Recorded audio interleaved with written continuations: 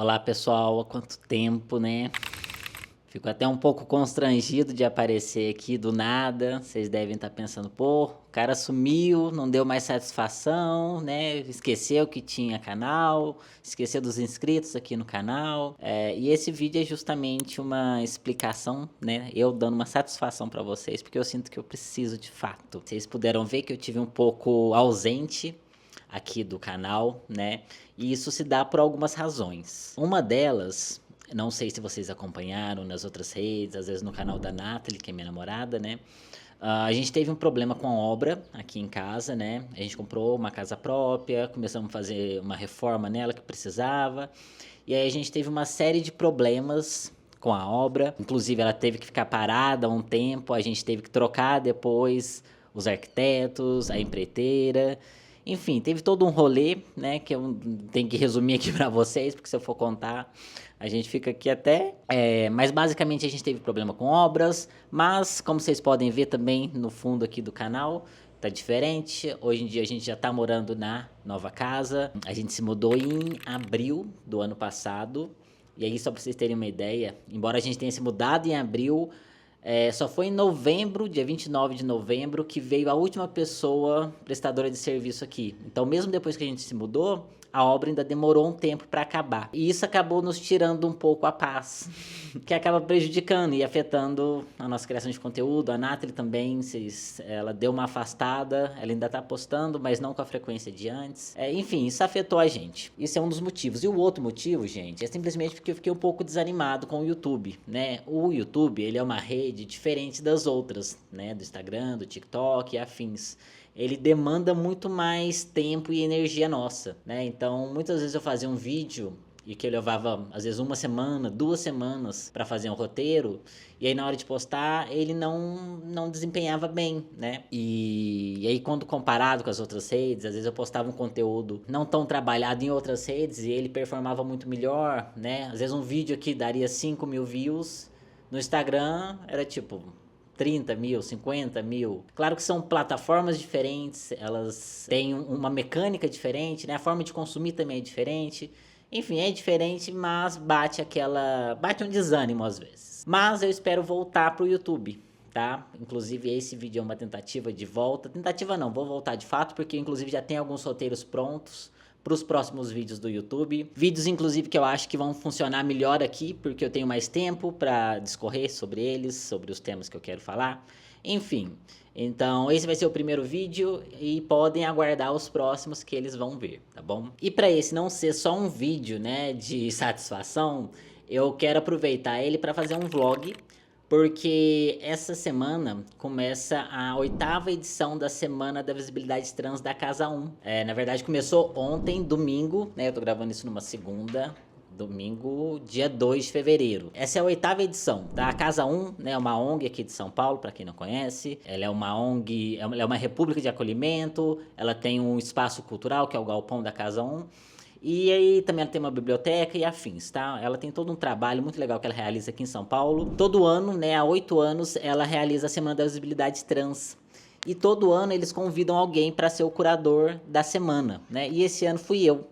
Eu já estou em conversa com eles desde, sei lá, novembro, dezembro. Já tem uns 2 ou 3 meses que a gente tem conversado. E para quem não entende, né, eu ser o curador da semana significa que sou eu que escolho o tema, sou eu que convido as pessoas, proponho atividades, o que vai acontecer e tudo mais. Fiz isso, infelizmente a gente não conseguiu fazer que a semana fosse do jeito que foi pensada, né? Eu pensei em várias atividades, várias atrações, vários outros convidados, mas que infelizmente dependia de um recurso, né, de um apoio financeiro. E a Casa 1 não conseguiu, infelizmente. Então, o que vai rolar a partir do dinheiro próprio da Casa 1. Bom, então nesse vlog eu quero mostrar para vocês, né, compartilhar um pouco de como foi o processo de produção dessa curadoria que eu fiz e levar vocês também comigo nos dias da semana. Ontem, que nem eu falei, né, foi o show da Cato, da Felipe Cato. Não fui, não tive como ir, porque eu tinha outros compromissos. Sábado, que vai ser dia 8, vai ter uma feira de pequenos produtores. Essa eu também não vou conseguir ir. Se eu conseguir imagens do evento, eu coloco para vocês verem. Mas eu vou ir durante a semana, né? A gente vai ter 3 mesas e também uma oficina de culinária. Então vocês vão acompanhar aqui comigo. E na verdade não tem mais I, tá, gente? É isso. Essa é a pequena introdução. Espero que vocês me perdoem então pela ausência de vídeos aqui no YouTube, mas estarei de volta. E bora lá, né, pra vocês apreciarem, pra quem não pôde ir, a Semana das Habilidades Trans, a 8ª edição com a Casa 1. Galera, então para começar esse vídeo eu vou mostrar para vocês a arte, né, desse ano e falar um pouco também do conceito, qual que é a ideia que eu queria e tal. A arte é essa daqui, ó. Esse daqui é o pôster oficial desse ano. Quem fez foi um ilustrador transmasculino chamado Flávio Maravilha. Inclusive, né, o meu banner aqui no canal é dele e aquelas telas desenhadas que eu uso de transição também é dele. E eu escolhi ele porque o Flávio ele tem uma pegada meio monstruosa, meio grotesca, que eu gosto muito, que eu acho que ia combinar bastante com a minha ideia. E aí aqui, ó, no desenho, o que a gente tem? É um manequim, né? Ele tá todo remendado, né? É um corpo costurado. Aqui a gente tem um rasgo onde está floreando flores. Eu inclusive esqueci o nome dessa florzinha aqui. Ele me falou, mas me fugiu. Se alguém souber, puder falar aqui nos comentários. E aí o nome, né, o título foi Nas Tramas do Corpo. E aí o que tá em jogo, né? Por que o corpo, né? Eu propus, pessoal da Casa 1, que o corpo fosse a discussão central esse ano, né? Porque o corpo é algo que está sempre em disputa, né, gente? E falar de corpo é falar, né, sobre autonomia, sobre pertencimento, identidade, cidadania. Enfim, eu comento um pouco sobre isso no vídeo de divulgação lá no Instagram. E eu não queria que fosse um evento que as discussões fossem aquelas que a gente sempre faz, né? Por exemplo, eu não queria falar sobre empregabilidade trans, eu não queria falar sobre saúde mental, eu não queria falar sobre pessoas trans nos esportes, no banheiro ou afins. Não porque eu acho que esses temas não sejam importantes, né? Evidentemente são extremamente importantes, mais pertinentes do que nunca, né? A gente tem visto qual é o debate público atual sobre questões trans, mas eu queria propor um diálogo diferente, né? Por exemplo, ao invés de falar, né, pessoas trans pertencem ao esporte, o que eu propus, a gente tem uma mesa chamada O Corpo Trans Maromba, né? Diálogo sobre disforia e padrões de beleza, se não me engano é mais ou menos esse o título. E aí a ideia aqui é justamente, né, a gente está ali falando de esportes, mas tem um outro ângulo, né? Quando a gente traz, né, a disforia e essa interface com padrões de beleza, como é que a gente complexifica, né, e questiona inclusive essa noção de disforia. Então eu entendo que é uma discussão de esporte, mas é um outro ângulo que está sendo proposto. E aí todas as mesas e todas as atividades têm essa questão central do corpo. E é uma pena, né, que nem eu comentei com vocês antes, porque a gente tinha muitas outras coisas que iam acontecer, mas não aconteceram por falta de patrocínio. Então, por exemplo, aí a gente ia ter a apresentação Drag King, né, que é um corpo absolutamente, é uma arte, né, absolutamente apagada, né, a gente raramente vê, mas infelizmente não vai rolar mais. A gente ia ter uma mesa também sobre modificação corporal, né? A gente ia convidar alguns trans que são freaks e para falar sobre essa relação de gênero, transexualidade e modificações corporais, né? Mas não rolou também. A gente ia ter stand-up de comédia. Nossa, a gente ia ter tanta coisa. Eu fiquei tão triste de não rolar, mas infelizmente sem patrocínio as coisas não acontecem. Mas enfim, né? Tudo, né? Todas as atividades e as mesas tem essa questão central do corpo, que era o grande foco. E o pessoal da Casa 1 foi muito gentil e muito aberto, né? Eles falaram, você pode fazer o que você quiser. E aí, como eles deram essa brecha, eu pensei, então vou falar sobre o que eu quiser. E assuntos que eu acho que são pertinentes e apresentações que eu acho que faziam sentido, né? Basicamente, é isso. E aí eu quero até mostrar para vocês também que eu fiz um documento que eu apresentei para eles, explicando, né, um pouco sobre o nome, sobre o conceito, a ideia e tal. É esse daqui, ó, quer ver? Ó, esse aqui é um documento que eu mandei para eles. Então, situando, né, semana, nas tramas do corpo, na origem. Aqui a gente tem uma planilha que eu infelizmente não posso mostrar para vocês, porque é uma planilha com informações sensíveis de outras pessoas também envolvidas. Então, é uma organização nossa. E aqui a gente tem, né, a 8ª edição da Semana da Habilidade Trans, nomeada Nação do Corpo, propõe ser um evento educativo, poético e reflexivo, né? Inclusive o educativo, porque antes ia ter cursos, né, mini curso de teoria queer, de comunismo, não vai rolar mais. Poético, porque também iam acontecer apresentações, né, performances durante as mesas. E reflexivo, né, visando a questão das mesas e afins. Com uma programação multifacetada que reflete o conceito de um corpo entrelaçado não só pelo anatômico, mas também pelo social, né. Aí aqui eu coloquei um pouquinho sobre a ideia do corpo, né, novamente não reduzido ao que é biológico, mas sobretudo esse entendimento, né, do atravessamento do corpo por questões políticas, sociais e culturais. E aqui a ideia de trama, né, que eu gosto muito dessa palavra, né, porque ela traz essa questão da conexão e também dessa complexidade, né, das coisas, né, porque existem camadas, eu até coloco, tramas implicam camadas de experiências, contextos e relações que moldam a identidade de uma pessoa, né, sugerem um certo conflito ou desconforto. Mas aqui embaixo, ó, tem o que resume, né, basicamente as escolhas que foram feitas. Estou falando aqui trama, tananã.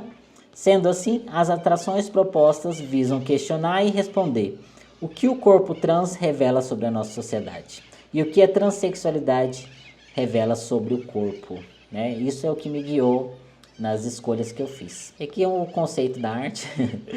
Frankenstein, evidentemente, né, para fazer referência a esse corpo trans que é visto como monstruoso. Aqui um pouquinho mais poético para não ficar muito grotesco, né? Coloquei umas florzinhas, essa referência para o Flávio. E aqui a ideia da trama. E basicamente é isso, gente. Foi assim que começou essa construção e as escolhas que eu fiz. Como eu comentei, hoje a gente já tem a primeira mesa. Eu vou levar vocês comigo também. E a gente se fala mais tarde então, tá bom? Até.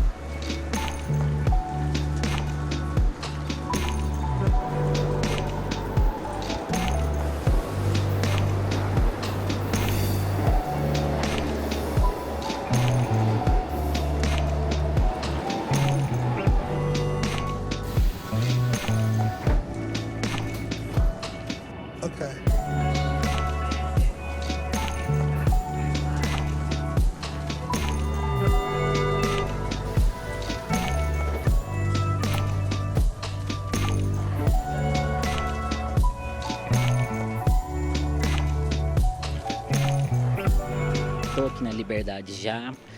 O galpão da Casa 1 fica bem perto até do metrô, deve ser uns 7 minutos andando, ou algo assim. E aí, apesar do tempo chuvoso, deu uma parada agora, então tá dando para chegar tranquilo. Espero que o pessoal não tenha desanimado por conta da chuva. Vamos ver.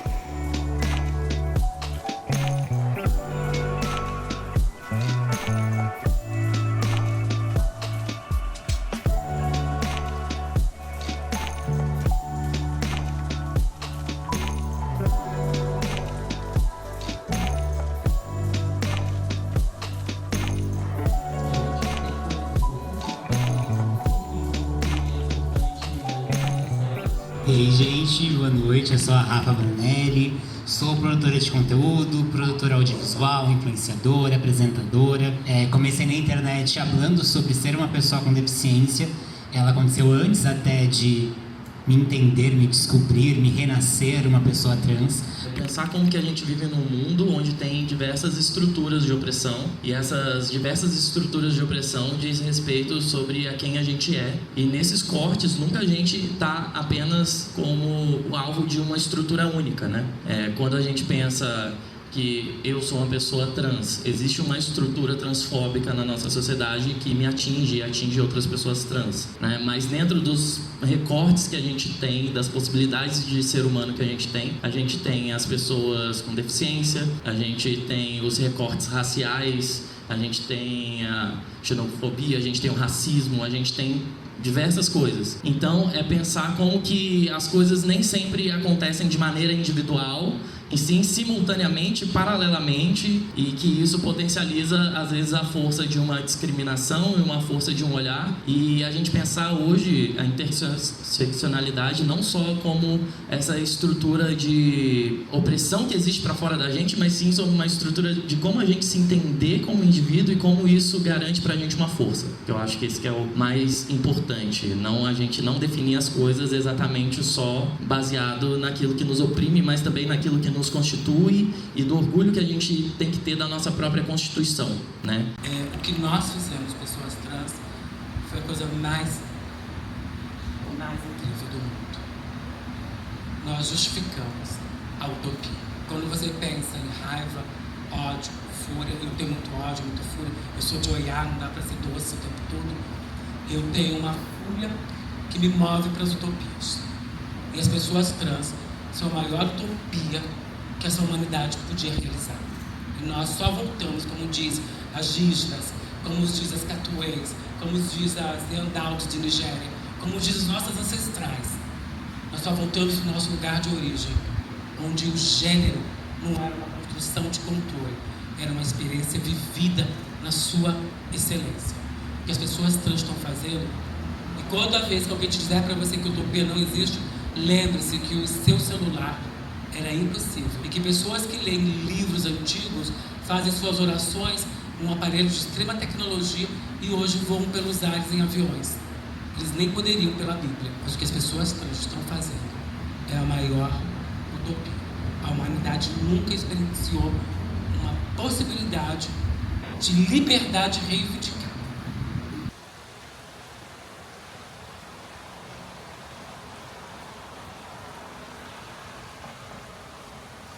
Olá pessoal, estamos de volta aqui no meu quarto. Hoje é terça-feira, mais um dia chuvoso aqui em São Paulo, mas não tá tão frio. Eu tô de moletom para fazer uma graça, mas não tá tão frio assim. Ontem a mesa foi absolutamente incrível. Incrível. Foi a mesa, né, sobre transexualidade e interseccionalidade. E eu tava com a expectativa alta já, mas ela superou todas as minhas expectativas. Eu sabia que ia dar certo, porque a composição da mesa em si, juntar aquelas pessoas, eu sabia que ia funcionar e funcionou muito. Né? A Juve foi muito competente na mediação que ela fez. Foi incrível, gostei muito. A Rafa trouxe justamente, né, esse ponto de intersecção dela, sendo uma pessoa trans e sendo uma pessoa trans com deficiência. Gostei muito de uma fala que ela fez em um momento, falando sobre disforia, né? E aí, inclusive, ela diz, eu acho que eu até anotei a fala, quero citar, é até paradoxal, sabe o que ela disse? Ela estava lá falando sobre disforia e tal, e aí ela diz assim, né? Minha disforia acabou quando eu me entendi trans. Que é paradoxal porque a transexualidade, né, ela é moldada, ela é pensada a partir da disforia, né, do ódio ao próprio corpo. E aí ela traz toda essa interface, né, entre a disforia que ela sentia enquanto uma pessoa com deficiência e depois se entendendo trans. Assim, incrível. E a Neon Cunha, né, gente? Neon é Neon. A Neon, ela tem uma capacidade de combinar o que é político e o que é poético na fala dela. Toda vez que eu ouço ela, eu sou muito atravessado. Eu saio transformado das falas que ela faz. Ouvir a Neon é absolutamente um privilégio, gente. Se vocês nunca foram numa mesa, em algum evento que a Neon fosse se apresentar, vocês não fazem ideia do que vocês estão perdendo. Vale muito a pena ouvir a Neon Cunha. Muito. Ela é uma referência pra mim. Uma referência, assim, as maritacas. Mas, enfim, Neon, super referência pra mim. Sempre vale muito a pena ouvir ela. Fiquei muito feliz ontem, muito feliz. E ela sempre... Eu fiz algumas anotações também de fala dela. Teve um ponto que a gente falou sobre envelhecimento, que ela tava sempre comentando, né? Como pensar numa velhice digna pra mim agora, né? Que tô com 55, 56 anos. E aí eu questionei ela, né? Em que momento que ela começou a ter essa perspectiva do envelhecimento, né? E aí eu falei, inclusive, sobre o conceito, né, de temporalidade queer, que eu já pus um vídeo aqui, né, do Jack Halberstam. Como que pessoas LGBTs vivem uma outra temporalidade, né? E aí quando a gente pensa em pessoas trans, é isso, né? Não existem crianças trans. Quando a gente vai para a juventude, muitas delas, né, sobretudo travestis, negras, são expulsas de casa. Então a gente já tem uma juventude também que não acontece. E aí, né, quando você entra nessa fase adulta, você também tem uma perspectiva de vida, né, uma expectativa de vida muito baixa, né? Pessoas travestis são mortas com 28, 35 anos. E aí eu fiquei muito fascinado com ela falando dessa perspectiva de envelhecimento. E aí eu perguntei para ela, né, o que faz ela ter essa perspectiva, sobretudo no momento tenso que a gente tem vivido, né, desse pânico moral todo. E aí ela fala, né, assim, uma fala que eu não consigo nem reproduzir aqui, gente, mas a ideia é que é isso, né, ela já viveu, né, ela já esteve muito próxima da morte. Eu acho que isso fez ela contemplar outra possibilidade. E aí ela tem uma frase que eu anotei na hora, que ela diz assim: viver é mais urgente do que não existir. Né? Para ela, viver era mais urgente do que não existir. Ai, gente, a Neon, assim... Se vocês nunca foram numa fala dela, vão, tá? Vão. E aí, hoje, né, a gente está acontecendo agora a oficina, né? No caso, está acontecendo agora porque é 5 horas da tarde. Tá acontecendo a oficina culinária para fazer bolo e torta veganos. Eu não pude ir nessa porque eu tive um compromisso na hora de começar, e depois eu não ia conseguir, porque a oficina tem 3 horas e logo em seguida já é a mesa que eu participo. Não ia dar conta de gerenciar tanta coisa. Então tá acontecendo agora a oficina e logo depois, às 7 horas, né, daqui a pouco, vai ser a mesa que eu faço parte. O Café Literário, né, o Corpo Trans no Quadrinho Nacional. E aí tem o Kael Vitorello e também o Ari, né? E eu tô mediando essa mesa. Ontem eu queria ter conversado com o pessoal, gravado o vídeo, conversando um pouco, né, pra mostrar pra vocês, só que eu achei que ia ser um pouco inconveniente, porque a mesa acabou tarde, já era tipo 10 horas. Eu acho que elas estavam cansadas já. É desgastante, foi uma mesa longa, né? 2 horas de duração. Então eu não quis incomodar. Eu achei que ia ficar um pouco inconveniente, então eu não convidei. Hoje eu vou ver se rola, se o pessoal vai estar disposto, né? Não só disposto, mas ter energia para falar um pouquinho. Se tiver, vocês vão saber no vídeo aqui. Mas é isso, gente. Então eu vou me arrumar, porque daqui a pouco eu vou sair também para ir. Então a gente se vê daqui a pouco.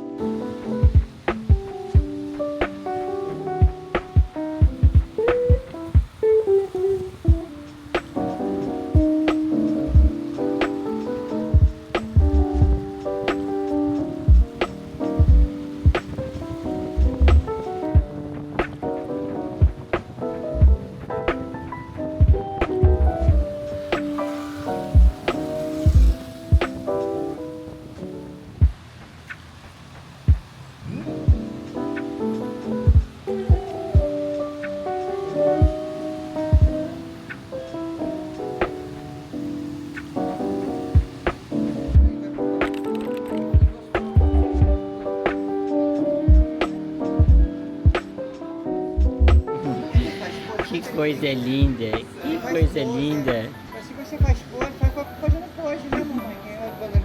Olha o olhinho. Como é que você falou que chama? Bad boy. Aí o testosterona é o sobrenome dos hormônios. Ah, sim, certo. Ele tá, os hormônios não tá tudo. Tá Ele tá com certo. 10 anos, quando eu nascer, né? 10 anos? 10 anos. Não é possível, mas tá com tudo em cima. Que delícia. Ele aparenta ser filhote, mas é um boa. Eu pensei que era filhote. Não, ele tá bom.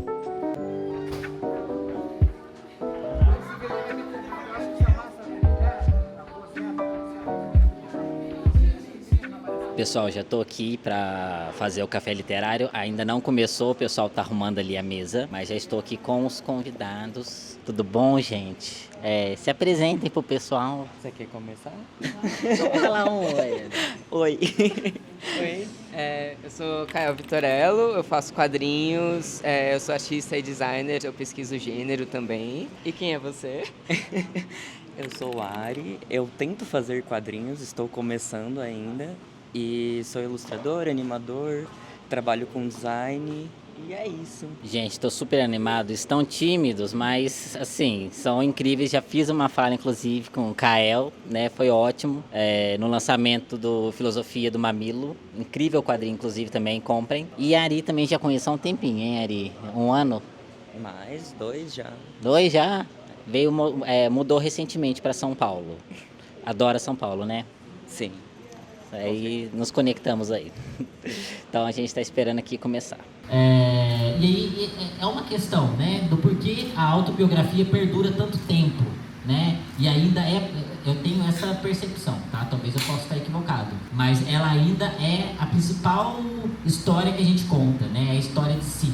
Né? E quando é que a gente começa a pensar, começa a imaginar outras histórias, né? Outras narrativas, a sonhar outras possibilidades. Porque passa por isso também, né? É a gente relatando a realidade, porque a realidade é tão, muitas vezes, muito cruel com a gente e às vezes, o que a gente tem acesso, né? E eu acho que quando a gente pensa numa história, uma história distópica, enfim, em qualquer tipo de história, é um movimento que você dá, né? De começar a imaginar o que é impossível, né? A divagar, a fabular coisas. Eu acho que isso é bastante, às vezes até um pouco dolorido de se pensar, né? Estou falando da realidade porque a realidade é só o que eu tenho nesse momento. Eu não tenho uma perspectiva de futuro para eu pensar o futuro, para eu imaginar, né, o que poderia ser. Eu acho que os quadrinhos têm um movimento muito interessante, né? Do quadrinho underground e dos zines, né? Mas eu acho que tudo isso está muito... É um movimento muito de contracultura, que está fora, né, dos circuitos mesmo de mercado editorial, né? De onde está o dinheiro, né? E de onde se paga as pessoas, né? E se remunera as pessoas. E é onde geralmente as pessoas trans, né, têm dificuldade de entrar, né, nesses circuitos onde as pessoas são pagas. Porque eu gosto muito de ratos. Eu acho seres fascinantes, no geral. Eu acho que eles pertencem à cidade, no geral, e você vê eles por todos os lugares. E não necessariamente as pessoas veem eles, mas eles são seres importantes que circulam nesses espaços. E eu acho que a gente está circulando dessa forma, induz muito a isso, assim. Mas eu vou confessar que eu tenho um traço, no geral, um pouco mais realista. E nesse quadrinho eu fui numa caracterização um pouco mais cartoon, no geral. Então ele é bem menos realista do que geralmente eu englobo outras artes. Porque foi mais fácil, como primeiro quadrinho para conseguir estruturar uma história, para fazer os personagens e para que eles mantessem uma consistência do início até o fim da história. Eu acho que, como um novato nesse mundo de quadrinhos, isso me ajudou muito a conseguir fazer o quadrinho de maneira completa e que as pessoas conseguissem entender que personagem era personagem, efetivamente. Mas eu acho que o animalesco tem muito para proporcionar pra gente, assim, tanto quanto a monstruosidades. Eu acho que as nossas representações dessas maneiras, elas são muito afáveis e muito... Enfim, não sei, geralmente eu me sinto bastante representado por elas quando elas são representadas nos quadrinhos, nas histórias no geral. Gente, essa daqui é a mesa, só que eu peguei no final, o povo já comeu tudo. Olha isso. A gente liberou para comerem durante o café. Sobrou só isso no momento. Você comeu, amigo? Comi. Comeu? Pegou uma tortinha? Peguei as 2 tortas, aquela lá e essa aqui. Ah, então ficou bem alimentado. Fiquei bem alimentado. Ah, então... Olá, pessoal, tô de volta. Hoje já é quinta-feira, inclusive uma quinta-feira ensolarada. Eu acho que ontem, quarta, e hoje finalmente saiu um solzinho, não tá chovendo. Talvez se chover vai ser mais tarde, tá bem tranquilo o dia hoje. Tô terminando de me trocar, né, pra sair. Tô saindo um pouco mais cedo, porque eu vou encontrar um amigo meu, Caio. A gente vai dar uma voltinha, tomar um café ali na Liberdade antes de ir. A mesa de hoje chama Corpo Maromba, diálogos sobre disforias e padrões de beleza, se não me engano é isso. Tô bem animado pra essa mesa. Ela é uma das minhas queridinhas e preferidas, assim. Não que tenha muitas, né, gente, pra ter preferidas ou não. Mas que nem eu comentei com vocês antes. Tinha outras opções de mesa, elas não aconteceram por falta de financiamento. Mas essa, com certeza, é uma que eu tô bem animado. Eu achei que a composição da mesa também tá bem legal. A gente vai ter a Barbite, o Tito e o Gabriel Lodge. Eu acho que vai ser uma conversa bem interessante. Tô animado pra ela. E que mais? Que mais? Não sei se vocês estão ouvindo, mas o meu WhatsApp tá tocando. Porque o Caio, ele atrasou e agora com certeza ele tá me atrasando pra sair também. Tá me apressando pra sair, né? Mas tá bom, deixa eu ver se é isso mesmo. Ele falando, pedindo desculpas, né? Porque ele confundiu os horários e afins. Mas é isso, gente. Em breve vou colocar aqui, vou pra lá e vou colocar algumas imagens da mesa de hoje também.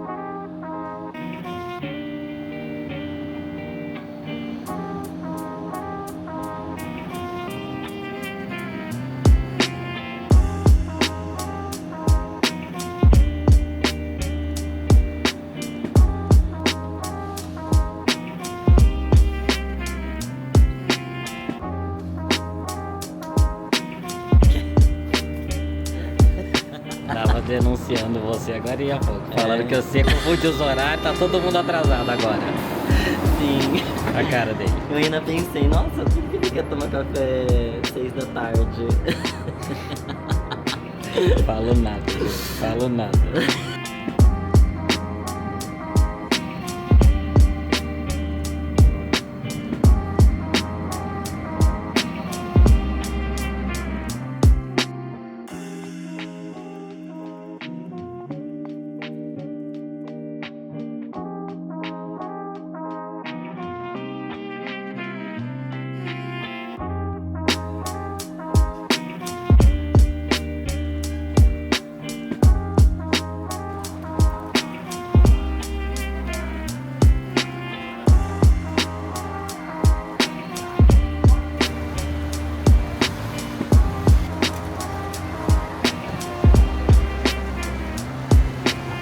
Gente, eu me precipitei. A gente tá aqui na rua e olha a chuva que tá vindo. Nossa senhora, muita chuva que vai cair. Pra lá tá claro, gente.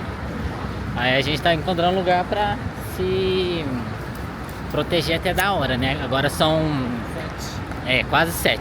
A gente parou pra tomar um cafezinho, tomamos e estamos esperando dar o horário pra gente ir, né?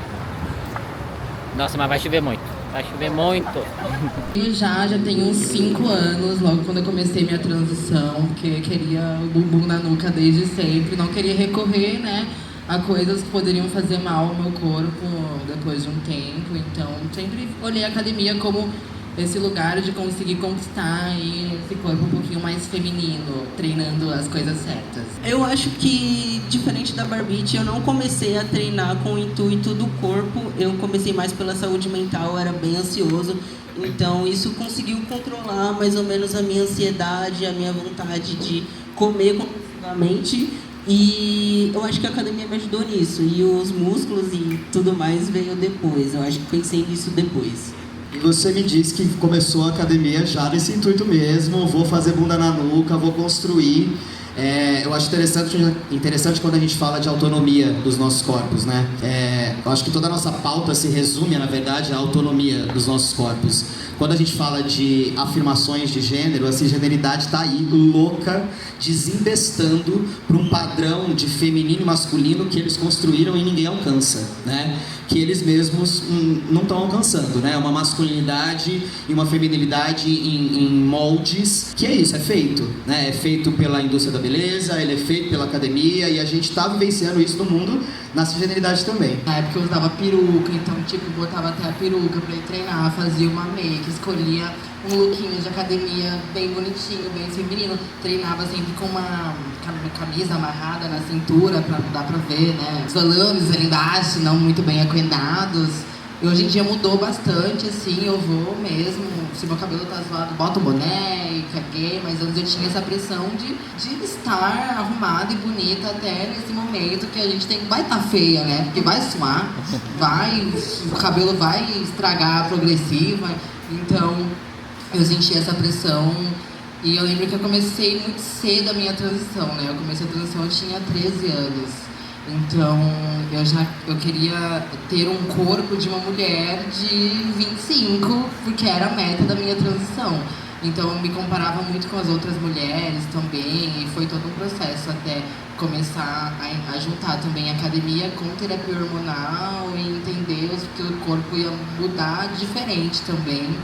Amigo, você arrasou tanto, você foi incrível, incrível. Você que arrasou, nossa, que delícia te ouvir, hein?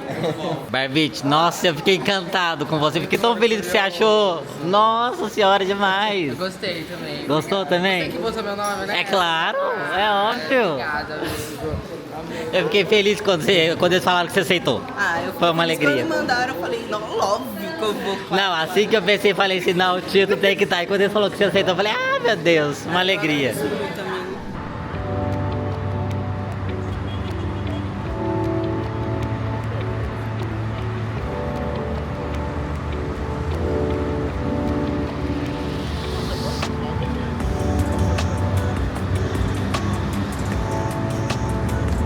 Oi, gente, de volta em casa pra gente encerrar esse vlog. Espero que vocês tenham gostado da companhia, que vocês tenham curtido assistir também por aqui. A mesa, né, de Corpo Maromba foi incrível, incrível, né? Assim, gente, vocês iam amar também, eu tenho certeza.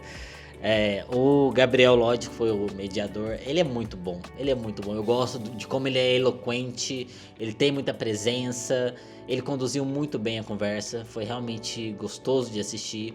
O Tito e a Barbite foram os convidados perfeitos, né? Não por acaso eu escolhi eles. Eles partem de lugares muito distintos, né? O Tito como um cara trans, negro, a Barbite como uma mulher trans, travesti, branca. Eles têm experiências muito distintas, cada um trouxe a sua perspectiva, o que agregou demais a conversa, né? Trouxe camadas ali pra discussão que a gente tá fazendo. O pessoal que tava presente também parece ter gostado bastante. Rolou muitas perguntas. Foi muito bom, fiquei muito satisfeito. No sábado, né, rolou a Feira de Pequenos Produtores, que eu não fui, né, eu tive um outro compromisso, mas pelas imagens e vídeos que eu vi, parece que foi bem legal, parecia que foi bastante gente também, né, o evento de modo geral foi bastante gente. Tive algum receio em relação a isso, porque como vocês viram a semana toda choveu muito e São Paulo já estava de alerta de uma última chuva que teve, que alagou tudo e tudo mais, então houve ali um receio, mas ainda assim muitas pessoas compareceram, fiquei bem satisfeito. Não tive ainda uma reunião com o pessoal da Casa 1, não sei se eles vão querer conversar, né, dar um feedback e tudo mais. Da minha parte eu tô bem satisfeito, eu acho que o evento foi o que ele se propôs a ser. Fiquei feliz de ter realizado ele, inclusive, né, apesar da falta de patrocínio. Ainda lamento muito não ter conseguido fazer tudo que foi pensado, acho que teria sido ainda mais interessante, mas ele conseguiu manter, né, a ideia inicial. E, gente, fiquei muito feliz de ter sido curador. Foi muito bom fazer certas coisas acontecerem, né? Espero que vocês tenham gostado do vídeo. Caso vocês não conheçam o trabalho da Casa 1, deem uma olhada, né? Eles são incríveis. Há várias formas de ajudar, né? Tanto financeiramente quanto através de trabalho voluntário. Eu já faço voluntariado lá desde 2023. Tem mais de 2 anos, certo? Tem mais de 2 anos, gosto muito e aconselho quem quiser, super encorajo. Eles são muito organizados em relação ao voluntariado, eles já têm tudo muito bem pensado e preparado, então não é muito difícil. E sempre bom, né, gente, contribuir com a nossa comunidade. E é isso, gente. Então, até o próximo vídeo, até o próximo vlog. Fiquem à vontade sempre para deixar alguma sugestão ou conselho, né, de vlog. Vocês sabem, eu já comentei aqui que vlog não é bem o meu forte, mas eu também gosto de fazer, tem seu lado divertido. E é isso, até o próximo vídeo.